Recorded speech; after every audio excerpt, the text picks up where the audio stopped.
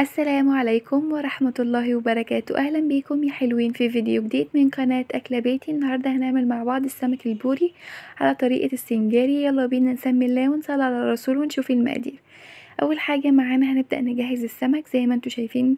بنحط تحت السمك بتاعنا الكيس عشان ما نوسخش الدنيا حوالينا. اول حاجة هنبدأ نقص الزعانف بتاعة السمكة.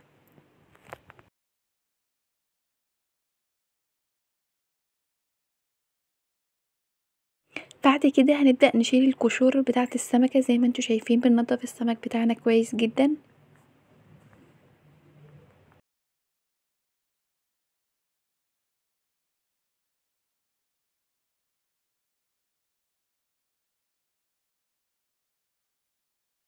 وهنكمل باقي السمك بتاعنا بنفس الطريقة.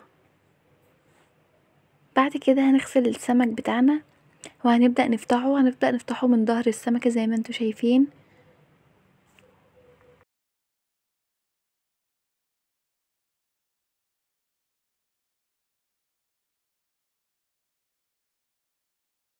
بنفتح السمكة بتاعتنا من الظهر زي ما انتوا شايفين. بعد كده هنبدأ نشيل بطن السمكة.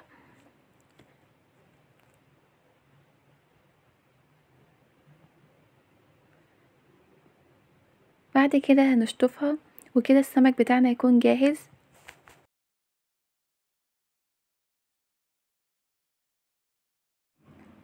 ولو بنفتح السمك بتاعنا بالسكينة وبتطلع معاكي مش مظبوطة ممكن تجربيها بالمقص زي ما انتوا شايفين.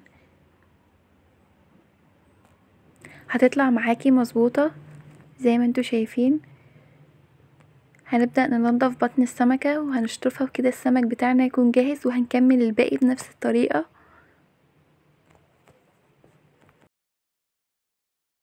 بعد ما خلصنا السمك بتاعنا هنبدأ نغسله ونجهزه معانا.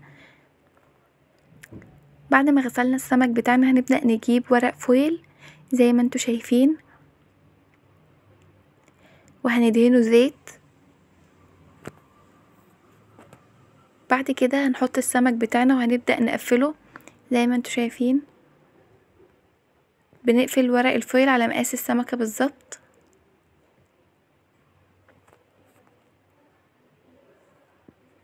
وهنعمل باقي السمك بنفس الطريقة.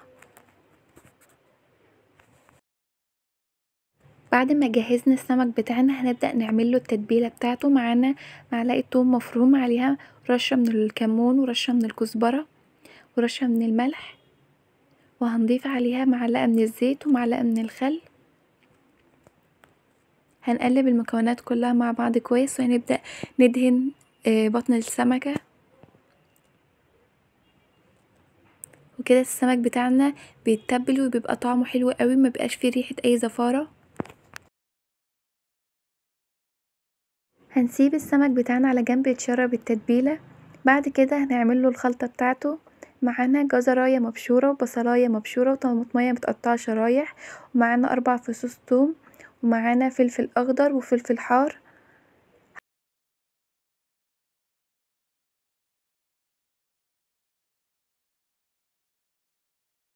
هنضيف المكونات كلها على بعض وهنقلبهم كويس. بعد كده هنضيف البهارات بتاعتنا. معانا كمون وكزبرة ومعانا بابريكا وشطة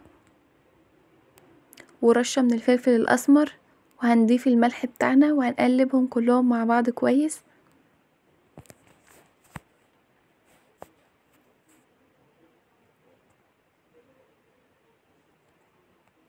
بعد كده هنضيف معلقة من الخل وهنضيف معلقة من زيت الزيتون وهنضيف عصير ليمونة.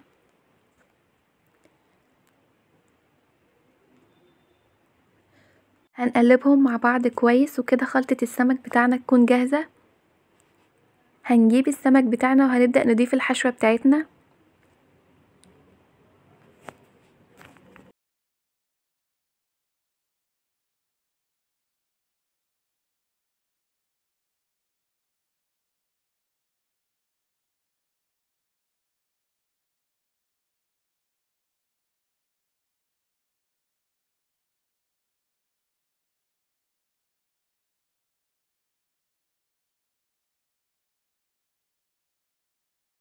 وده شكل السمك بتاعنا بعد ما ضفنا له الحشوة. شكله مشهي جدا، جربوه بجد هيعجبكم قوي.